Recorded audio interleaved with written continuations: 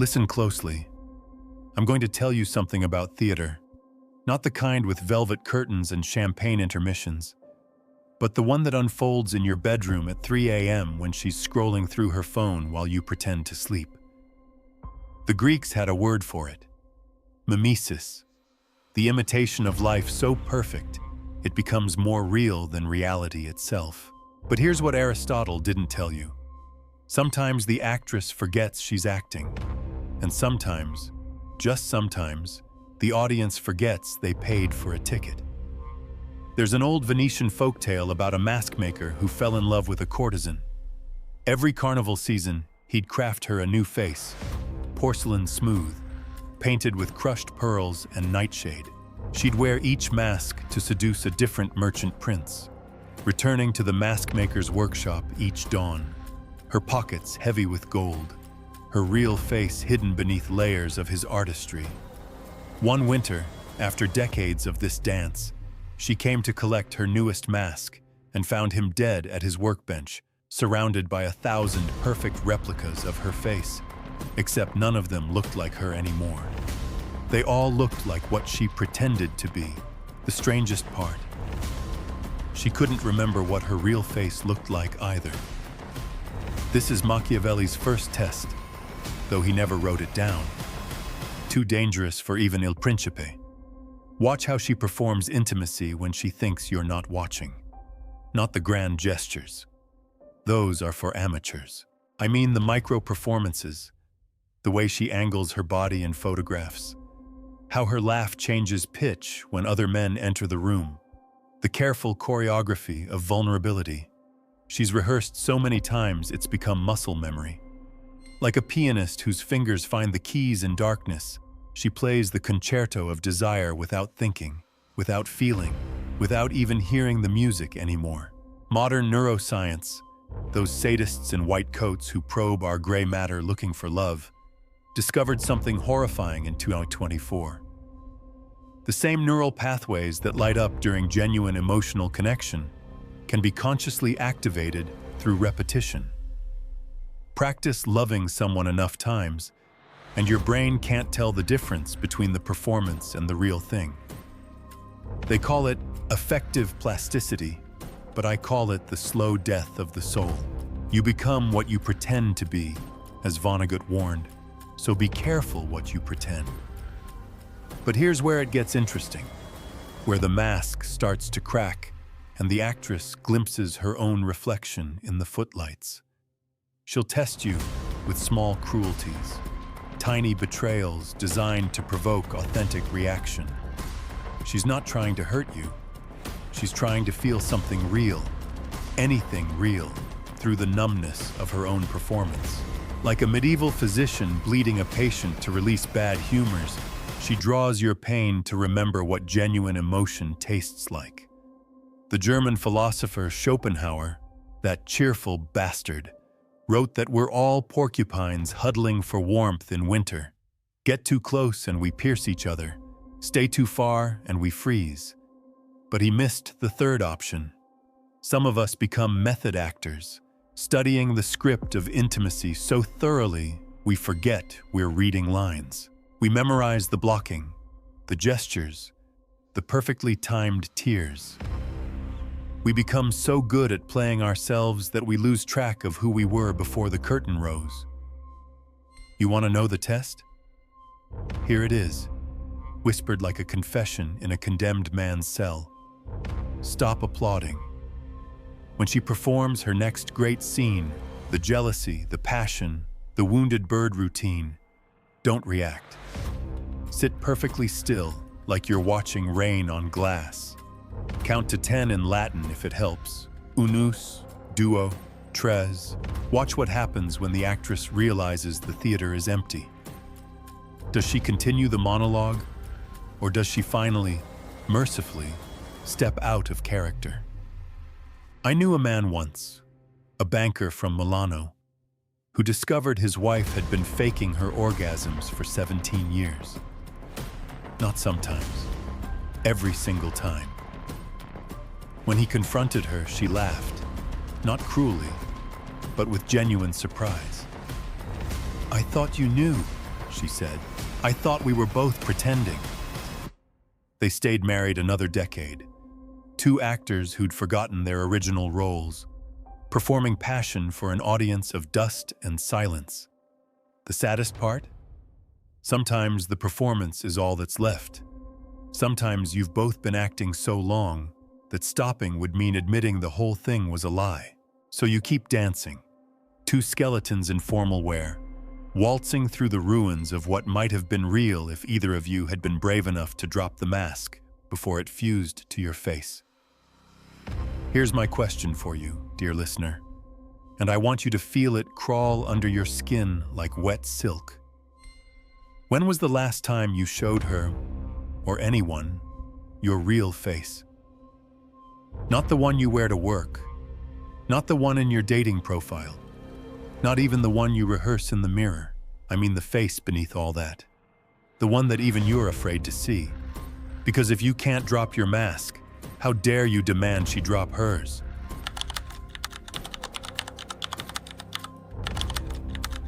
Every moment she gives you is stolen from someone she hasn't met yet. There's a Japanese concept, tsukumogami, objects that acquire souls after existing for 100 years. But what they don't tell you is that relationships have expiration dates too. Only we can't see them, like milk going sour in an opaque container. You shake it, smell it, pray it's still good, but deep down, you already know. You've known since that Tuesday in March when she looked at you like you were furniture. Let me tell you about blood. Not the metaphorical kind poets swoon about, but the real thing, iron and salt, warm and thick. Medieval barbers believed bloodletting could cure everything from melancholy to madness. They'd open a vein and let the bad humors drain into pewter bowls, watching the patient grow pale and peaceful. That's what loving the wrong woman feels like. She opens you up, not with a blade but with possibilities, and watches you empty yourself drop by drop, convinced you're being healed. I once read a 2025 study from the University of Copenhagen, those descendants of Kierkegaard still obsessed with anxiety and trembling. They discovered that when we're in dying relationships, our cortisol levels spike every time our partner enters the room. Think about that. Your body, that ancient animal wisdom encoded in your cells, screams danger while your mind whispers, but maybe tomorrow will be different. Your nervous system knows she's already gone. It's just your heart that hasn't received the memo. Here's what Machiavelli understood but never quite articulated. Power isn't taken, it's hemorrhaged. Drip by drip, concession by concession, until you wake up exsanguinated, wondering why the room spins when you try to stand. She doesn't steal your power in some grand heist. She simply watches while you offer it up, vein by vein, convinced that if you just give a little more, she'll finally see your worth. The Aztecs had a practice, Teotl Ixtla, where they'd choose the most beautiful young man to live as a god for 1 year. He'd have 4 wives, feast daily, want for nothing. Then, on the appointed day, he'd climb the temple steps, break his flutes one by one, and offer his heart to the priests. The kicker? He climbed those steps willingly, even eagerly. That's you, my friend, breaking your own instruments while she holds the obsidian blade. But here's the sick joke that even Schopenhauer would appreciate. She's not evil. She's not even conscious of what she's doing. She's just following the script written in her bones, the evolutionary imperative to trade up, to optimize, to never settle when the next swipe might reveal something better. You're not her destination. You're her layover. Every kiss is a countdown. Every I love you a placeholder for the one she'll mean someday, with someone else in a future where you're just an anecdote she tells her friends over wine. There's a tell, Machiavelli's second test. Watch her when she talks about the future. Not next weekend, but next year, 5 years, 10. Does she say we or I? Does her voice lift with excitement or drop with resignation? More importantly, Notice what she doesn't say. The plans that mysteriously never include you. The dreams where you're conspicuously absent. The way she changes the subject when you mention growing old together. A mortician in Prague once told me something I'll never forget. He said the dead always look surprised, even the ones who knew it was coming. Death, he said, lighting a cigarette with formaldehyde-stained fingers, is the only honest lover any of us will ever have. It tells you exactly when it's coming, and it keeps its promise. Your relationship is dying, friend. You can smell the formaldehyde. The question is, will you look surprised when it finally flatlines? The cruelest part, and here's where Nietzsche's eternal return becomes a curse rather than a challenge, is that you'll do it again, with the next one and the one after that. You'll open your veins and call it love, convinced that this time the bloodletting will actually cure you. It won't. But you'll do it anyway, because the alternative is admitting that maybe, just maybe, you're addicted to the drain. Here's what I need you to understand, what I need you to feel in your marrow. Every moment she spends with you is borrowed from her future happiness. She's marking time, paying minimum payments on a debt she never wanted, waiting for the statute of limitations to run out so she can declare emotional bankruptcy and start fresh.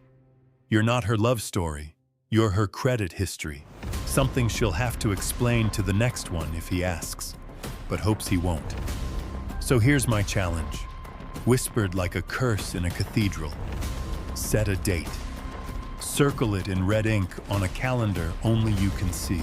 Tell yourself that if things haven't changed by then, really changed, not just another performance of potential, you'll walk away. Not dramatically, not with accusations and tears, but quietly, like a man checking out of a hotel he never intended to live in. Can you do it? Or will you keep paying interest on a loan that was never going to be forgiven?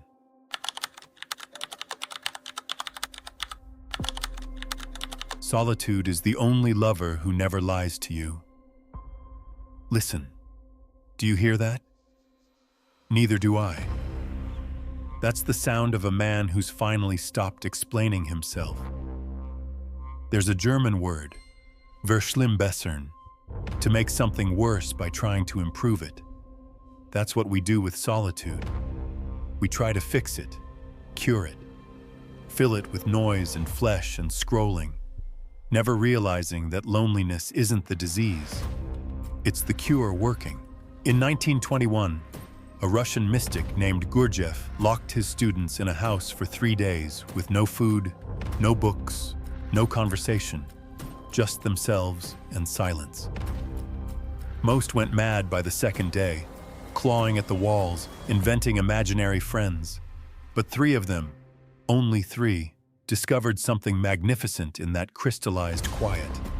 They called it the taste of reality without seasoning. One of them, a French pianist, never played music again. When asked why, she said, "After you've heard real silence, all music sounds like screaming." Here's what they won't tell you in those motivational podcasts voiced by men who've never spent a night truly alone. Solitude isn't empty. It's pregnant. Pregnant with every word you've swallowed, every scream you've strangled, every version of yourself you've murdered to make room for her preferences. And when you finally stop running from it, when you sit still long enough for the silence to settle like snow, you realize something terrifying. You've been in bed with a stranger for years. That stranger is you. The Stoics had a practice, premeditatio malorum, imagining loss before it happens. But I'll tell you something Marcus Aurelius was too Roman to admit. The greatest loss isn't death or abandonment. It's the slow recognition that you've been abandoned by yourself, that you've been so busy performing intimacy with others that you've forgotten how to be intimate with your own thoughts.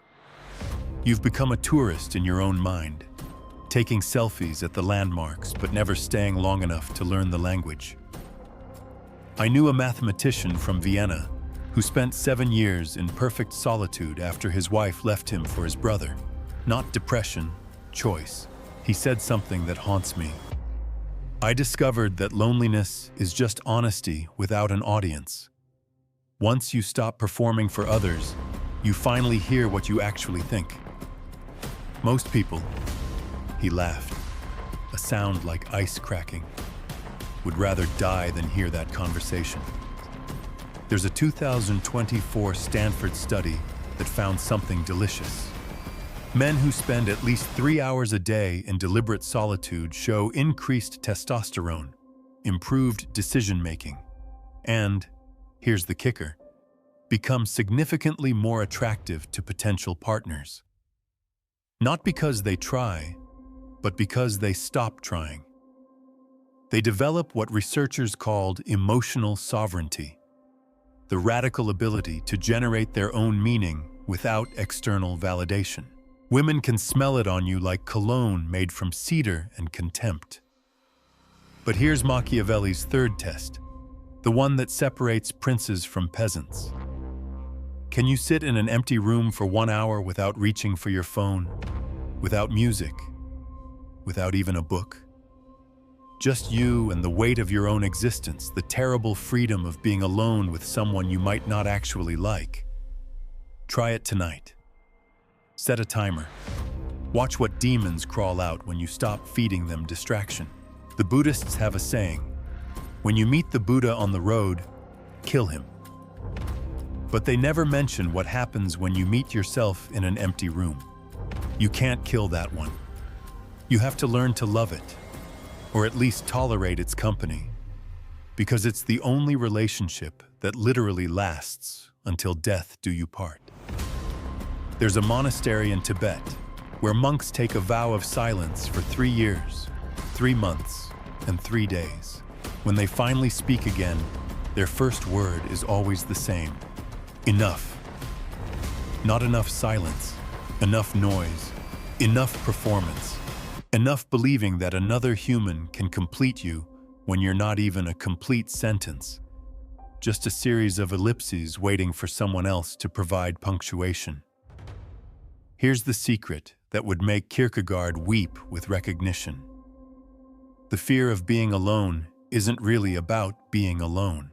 It's about being alone with someone you've spent your whole life avoiding, yourself.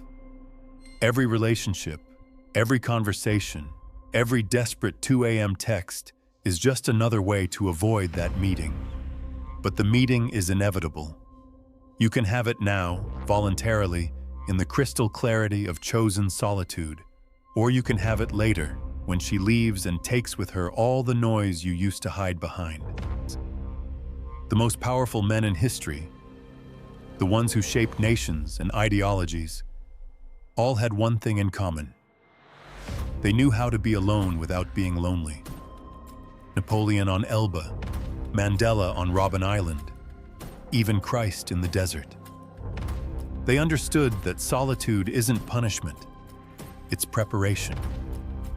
It's where you forge the sword before the battle, where you learn to generate your own light before entering other people's darkness. So here's my question, posed like a knife between your ribs. What would happen if you stopped needing her?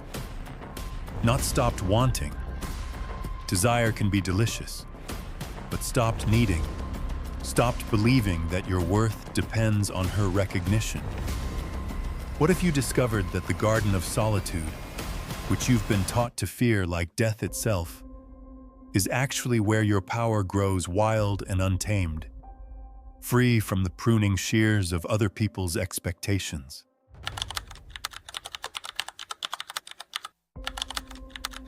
Death by 1,000 compromises, each one dressed as kindness.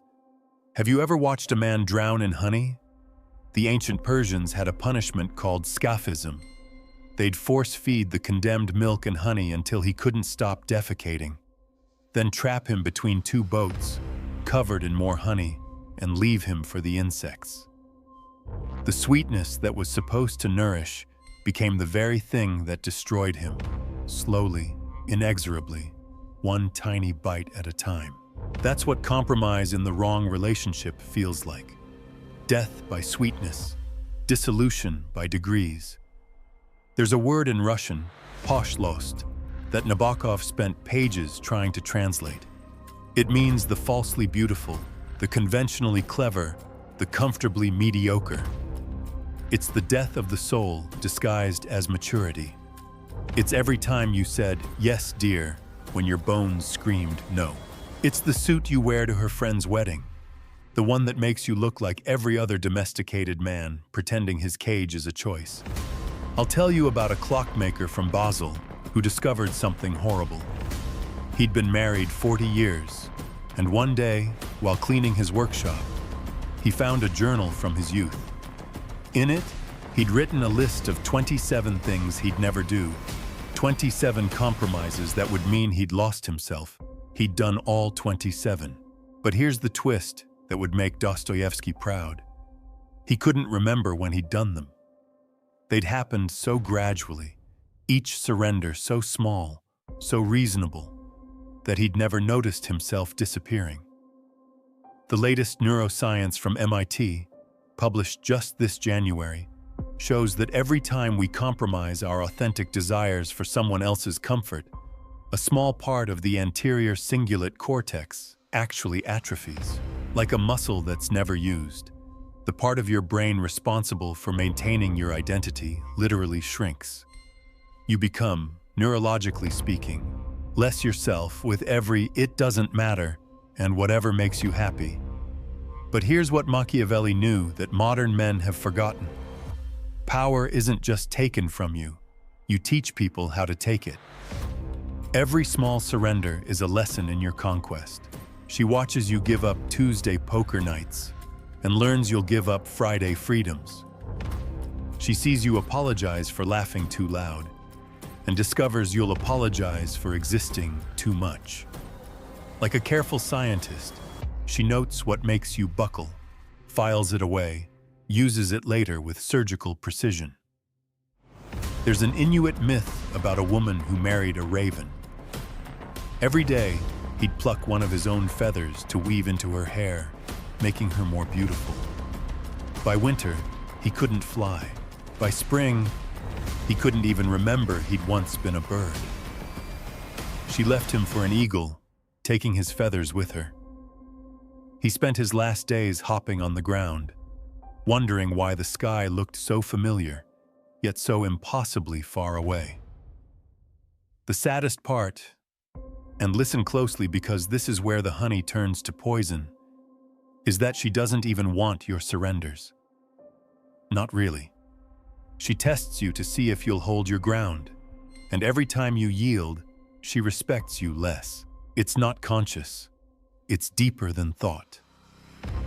It's the ancient wisdom that says a man who won't defend his own territory won't defend hers either. Every compromise is confirmation that she chose wrong, that you're not the prince but the peasant pretending. Here's a game you can play, if you're brave enough. I call it the inventory of ghosts. List every single thing you've stopped doing since you met her. Not the big things, those are too obvious. The small ones. The way you used to take your coffee. The books you stopped reading because she said they were too dark. The friends who mysteriously became bad influences. The laugh you modified because she said it was too much. Count them. Each one is a small death, a little ghost of who you used to be. A Serbian proverb says, "The graveyard is full of irreplaceable people." But I'll tell you something darker. Relationships are full of the replaceable living. Men who've compromised so much they could swap lives with any other beaten dog and no one would notice. They've become generic, interchangeable, as unique as elevator music and just as easily ignored. The philosopher Emil Cioran, that Romanian maestro of pessimism, wrote, "It is not worth the bother of killing yourself, since you always kill yourself too late." And he was talking about suicide, but he could have been describing every relationship where you murder yourself incrementally, compromise by compromise, until there's nothing left to kill. You become a walking obituary, A man who attends his own funeral every day and wonders why everyone's still pretending he's alive. So here's Machiavelli's fourth test, and it's the cruelest one yet. Say no to something small, something insignificant, something that doesn't matter except that it matters to you. Watch her reaction. Does she laugh it off, respect your boundary, even find it attractive? Or does she deploy the full arsenal? Tears, guilt, the silent treatment, the casual mention of how her ex would never. Her response will tell you everything about whether you're in a relationship or a rehabilitation program for difficult men. Here's my dare, my invitation to resurrection. Choose one thing you gave up, one small piece of yourself you surrendered for the sake of peace. Take it back. Not dramatically, not defiantly, but quietly, like a man reclaiming his own name. Watch what happens when you stop dying by degrees and start living by inches. She'll either find it attractive, the return of the man she actually wanted, or she'll reveal that she never wanted a man at all, just a mannequin she could dress in her preferences.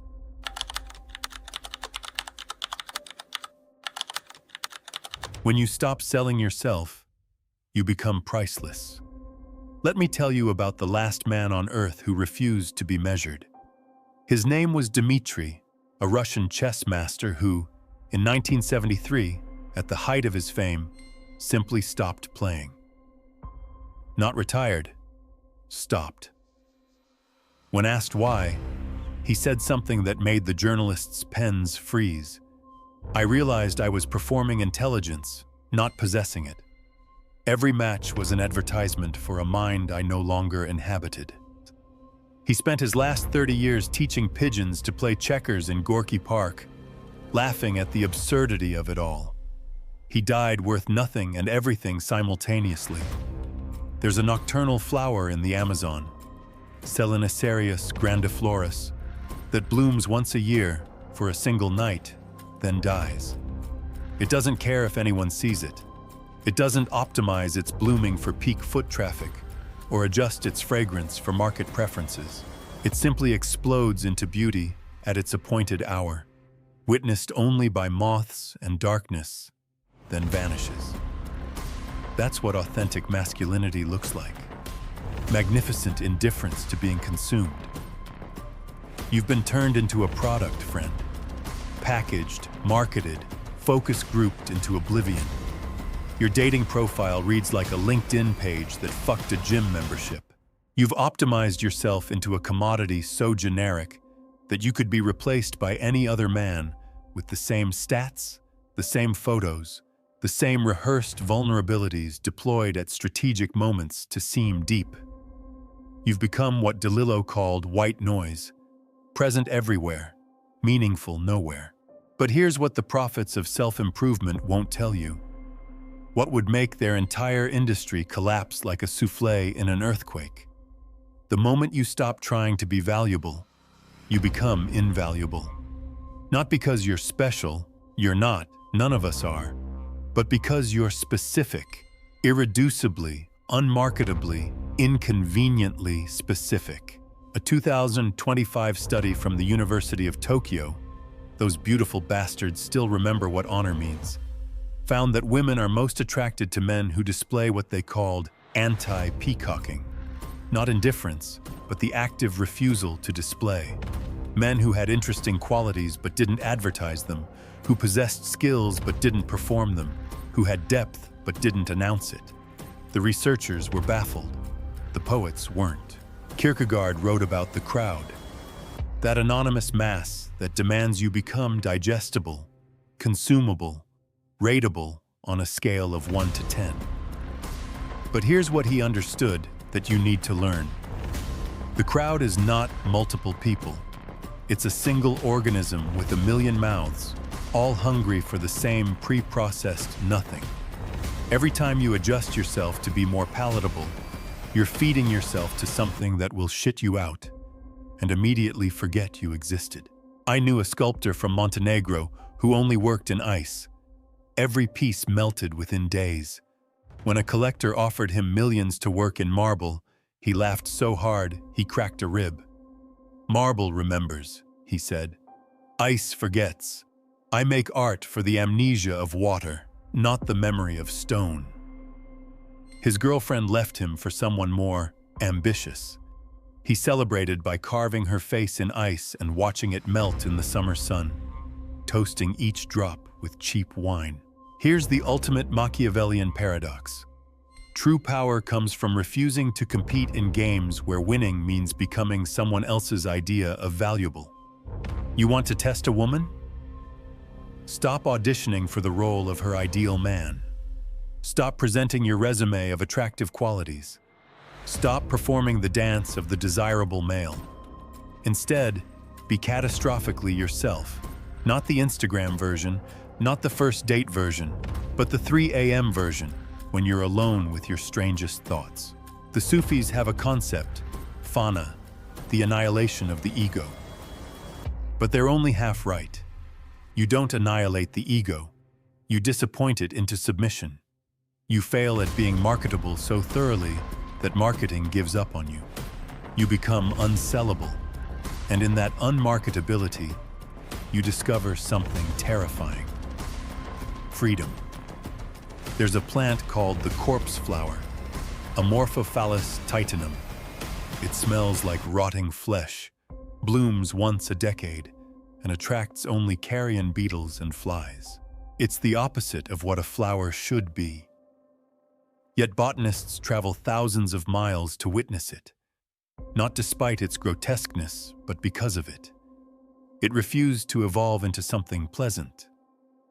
It insisted on being exactly what it is, magnificent in its repulsion, beautiful in its refusal to be beautiful.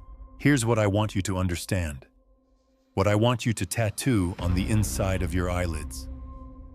Every moment you spend trying to increase your sexual market value is a moment you decrease your actual value, not to women, but to yourself. You're turning yourself into currency, and currency only has value in exchange. The moment the transaction is complete, you're worthless again, waiting for the next buyer to determine your worth. The final test isn't for her, it's for you. Can you walk into a room without calculating your impact? Can you speak without editing for approval? Can you exist without performing existence? Can you be boring when you're boring? Strange when you're strange? Silent when you have nothing to say? Can you risk being dismissed by everyone rather than diminished into someone you don't recognize? A warning, though. And this is where hope becomes a blade that cuts both ways. When you stop marketing yourself, most women will walk away. Good. They were shopping, not seeking. But occasionally, rarely, miraculously, you'll encounter someone who sees your unmarketability as the only thing worth having. Not because it's attractive, it isn't, but because it's real. And reality, in a world of performances, is the rarest commodity of all. So here's my final question, my last whisper in this dark confessional. What would you do tomorrow if you knew that no one was watching, no one was scoring, no one was swiping left or right on your existence? What would you become if you stopped trying to become anything at all? That man, that unmarketable, unseducible, unsellable man, is the only one worth being. Not because he'll get the girl, but because he'll get something infinitely more valuable. Himself, the secret Machiavelli never wrote. The one they killed him to keep quiet. Power isn't about being wanted. It's about being willing to remain unwanted rather than become someone else's product. It's choosing the sovereignty of solitude over the slavery of being consumed. It's discovering that the only person worth conquering is the one you've been pretending to be.